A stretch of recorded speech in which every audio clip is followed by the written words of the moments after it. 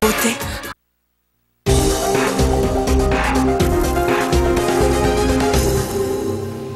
L'Église de Scientologie se retrouve devant les tribunaux. Le procès se déroule en France, où la Scientologie est désignée comme secte.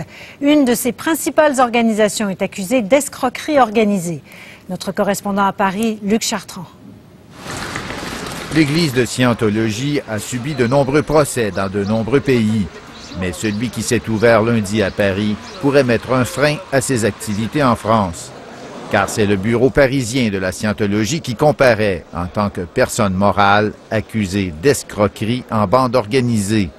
Pour l'organisation qui se réclame de la spiritualité et de la morale, c'est un procès en hérésie. C'est notre religion, c'est notre foi, ce sont nos rites, tout ce à quoi on croit, tout ce à quoi croient 45 000 scientologues en France, aujourd'hui est jugé en tribunal et c'est absolument inacceptable.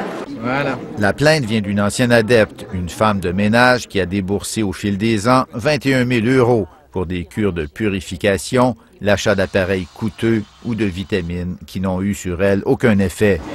Des membres de la Scientologie ont déjà été condamnés à titre individuel. Cette fois, c'est en tant qu'association de malfaiteurs que l'Église elle-même est attaquée. Des volumes, des volumes, des volumes et des volumes. J'ai plus d'une tonne d'archives chez moi.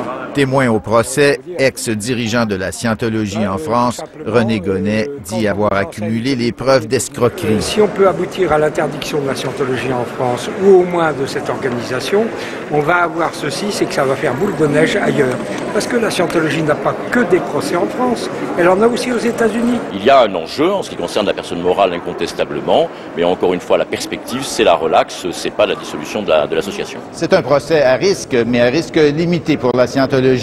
Le centre parisien de l'organisation, qui se retrouve aujourd'hui au banc des accusés, est juridiquement indépendant des autres groupes de scientologues en France. Cette dissolution éventuelle n'entraînerait donc pas forcément celle des autres branches de l'organisation. Luc Chartrand, Radio-Canada, Paris.